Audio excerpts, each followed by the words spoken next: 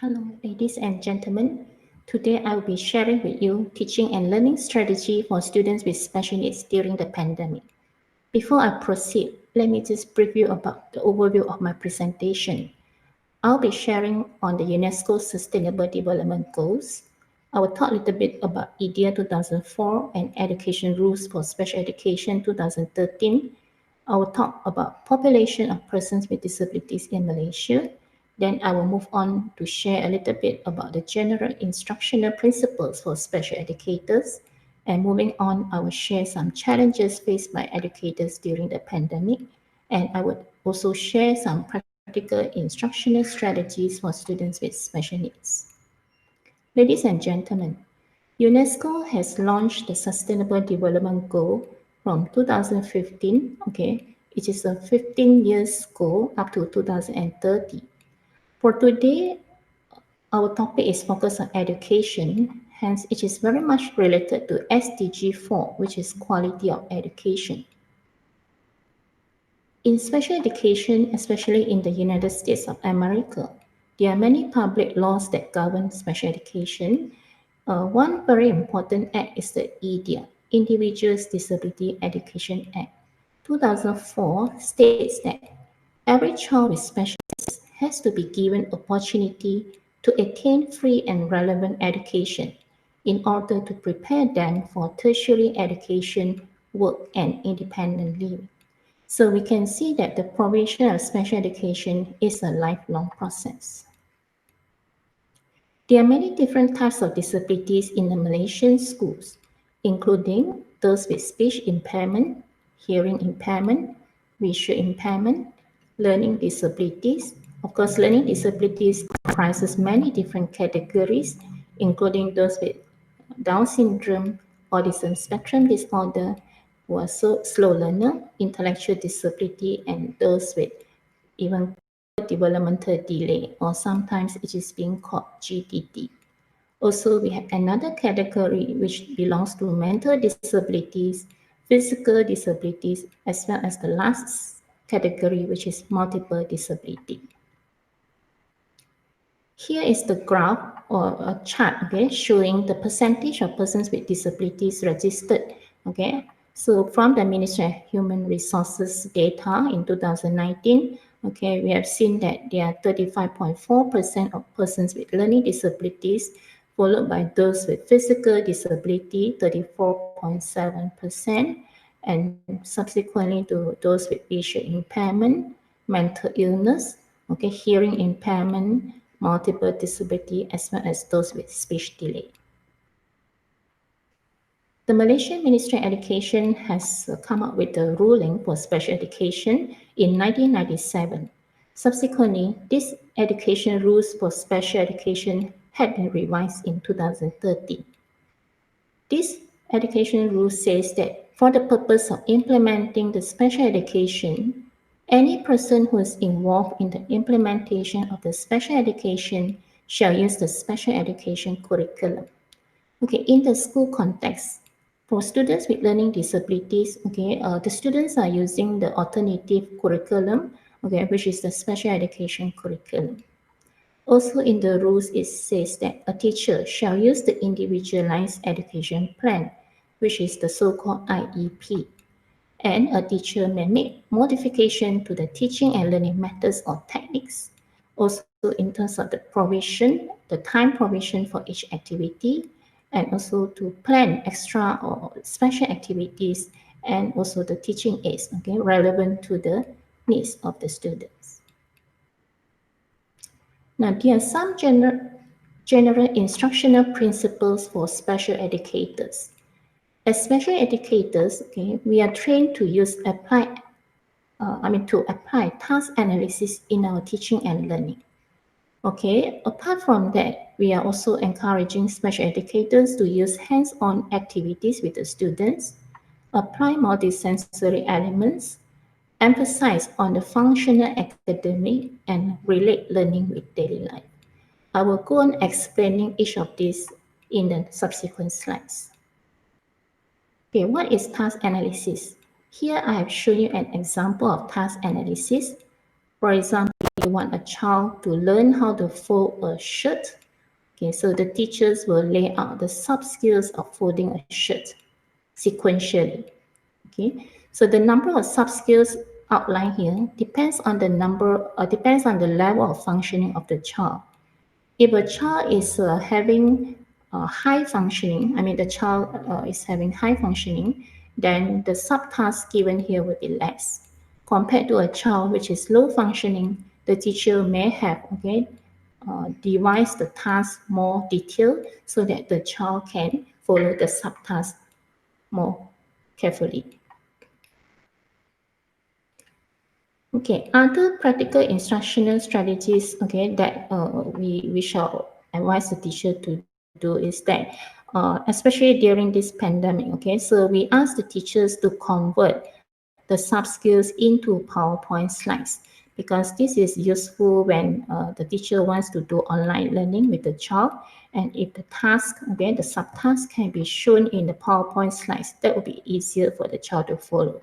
So one slide basically consists or comprise one sub-skill. Okay, so that is how the teacher are advised to do. Apart from that, like I said earlier on, we are encouraging teachers to use multi-sensory approach with their children. So in learning words, okay, the child does not just pronounce the word, okay, phonetically, okay, but also the child are required, okay, the children are required to do multi-sensory activities, like for example, drawing or writing the word on the sand. And of course, he or she can do uh, using Do, okay, to make alphabets. Okay, subsequently, we talk about functional academic. So for example, if a child learns the word ball, okay, so he knows that the ball is an object, okay, that's in the round shape. And when he involved in the physical education classes, he know that he can use this ball, okay, to play with the friends, and he can throw the ball, okay, and the ball can be kicked, okay, and the ball can be used to do many different activities with the peers. Apart from that, we need to relate our activities with daily life. Okay, so for example, a child learn about this animal called monkey. So he knows that, okay, this monkey stays in the national zoo because the family may bring him to the zoo, and he sees that monkey stays there.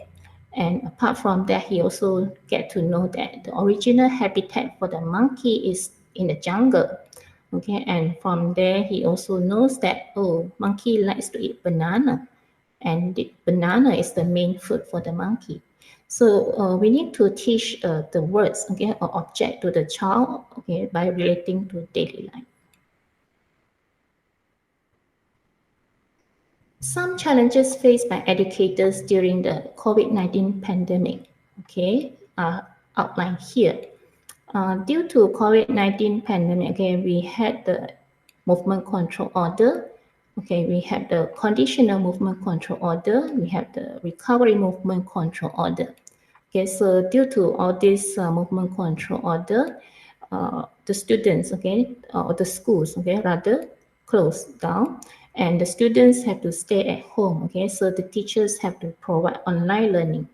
Okay, so online learning has become a new norm of learning, okay, for our students. Currently, most schools, what I mean is the public schools, okay, use Google Classroom. So in many schools, okay, they have to adopt the hybrid model because at certain time, the parents were to go to work, okay, and then the child will be brought to the center of the school. But at certain families, okay, the children just being stay at home. So the teacher will have to use, okay, different mode of learning. Okay, so the teacher will use the hybrid model. So there are different types of online learning. Okay, so it could be synchronous or asynchronous. Okay, so synchronous means the teacher doing online learning with the children face to face. Asynchronous means that they may be using the offline platform to do activities. Okay, so this process actually pose challenges to our teachers. For students with learning disabilities, it is even more difficult to keep the students in front of the computer for a long duration.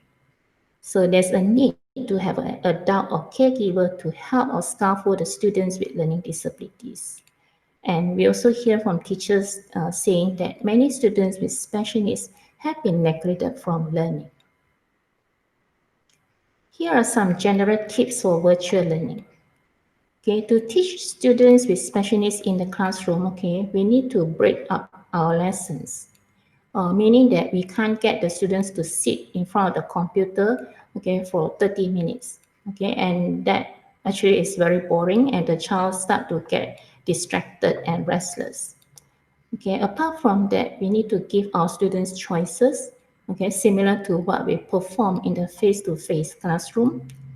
And we also encourage to incorporate fun games, get the students up and move around, okay, with activities, and get them incorporate, okay, or do activities with hands-on. And of course, teachers are encouraged to have varieties of activities. So it is not just one activity that we prepare, but it is more than one. And of course, at this pandemic, okay, we need to incorporate technology in the teaching and learning process, meaning that we have to use the online platform or maybe some online resources for our teaching and learning process. Okay, so to break up our lesson, let's say for example, we have a 30-minute lesson.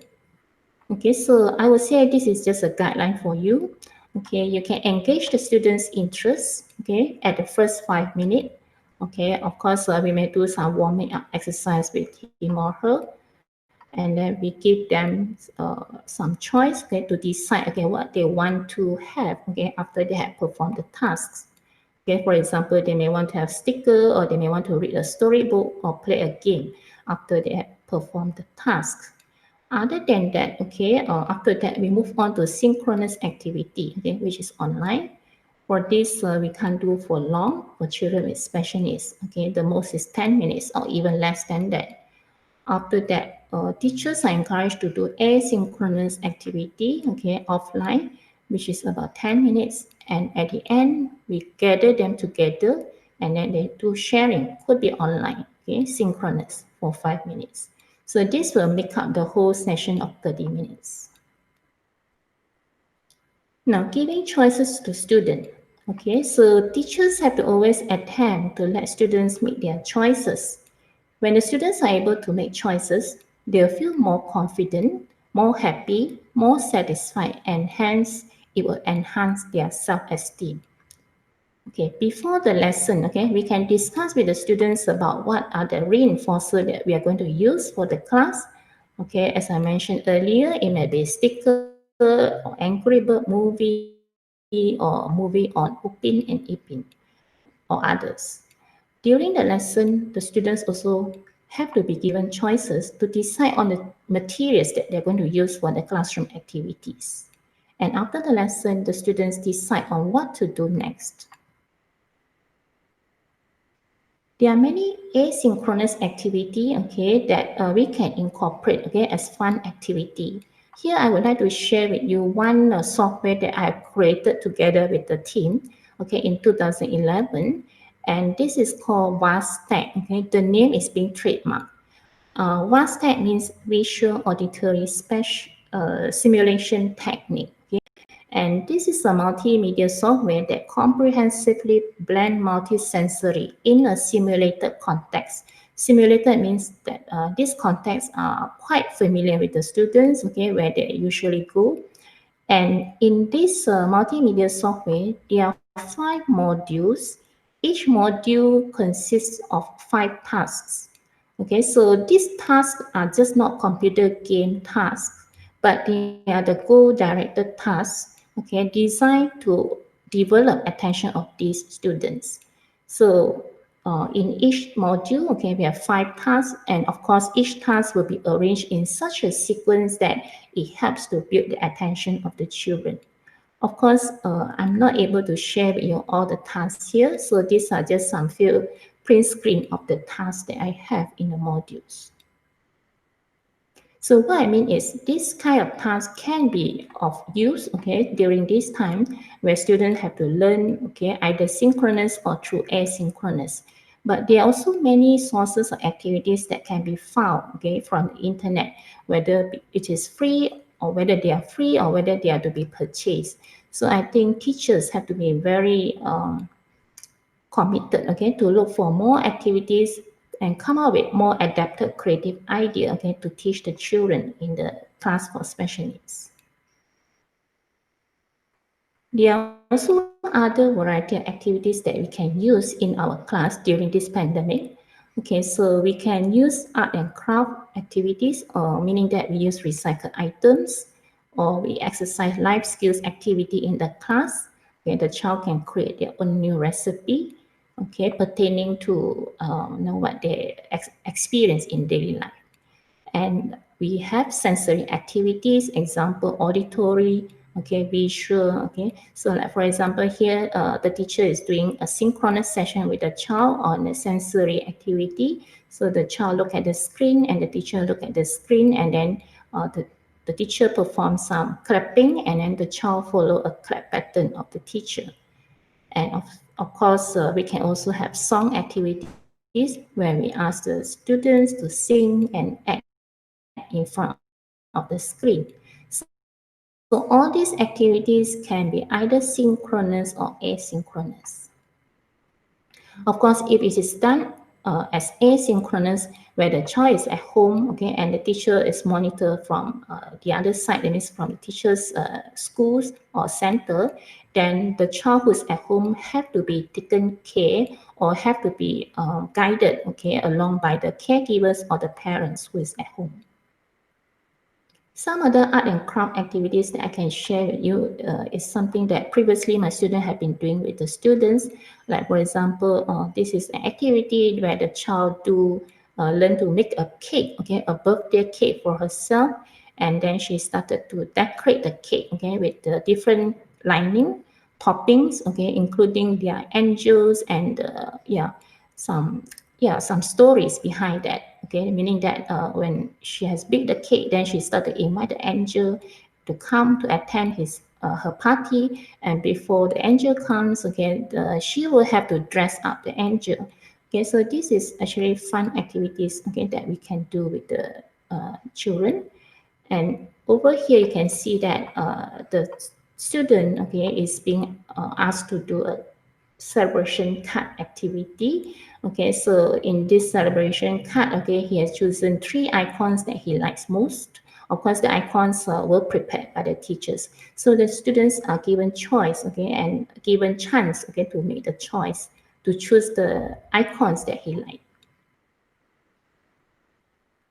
So the example of life skill that I want to share here, just like I mentioned earlier, that we can ask the student to do, let's say, to make a salad. So the teachers will prepare the salad ingredients, and of course, we have so many ingredients here. The students are allowed, okay, to choose their own ingredients in order to make their own salad, so that they can create their own recipe. Okay, so apart from academic learning, sometimes we notice that some students, okay, with learning disabilities may display like inappropriate behavior. So in this situation, video modeling can be used. Okay, one of my students have done this research, okay, using video modeling in developing social skills among children with autism spectrum disorder. And what is video modeling? It is a procedure in which a learner is shown a videotape of a model. Okay, the model can be other people as a model or he himself as a model. If he himself as a model, then we call it as video self-modeling. Okay, so this model in the video will be performing a target behavior or completing a desired task. Okay, so there's quite a process, okay, but it's not difficult though, okay, to process video modeling.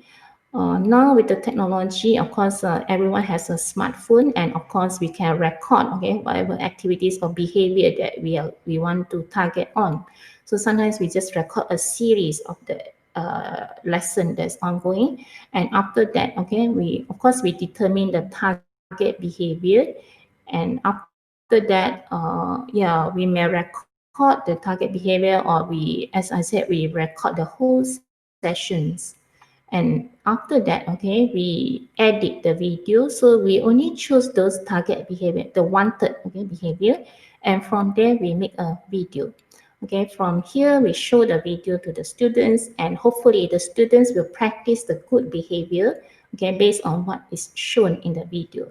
And of course, when the child start to show the good behavior, the teacher will start to provide feedback. Okay, feedback as in like, oh, good job, you have done that. Okay, so those kind of words, okay, that will encourage the students to sustain the good behavior.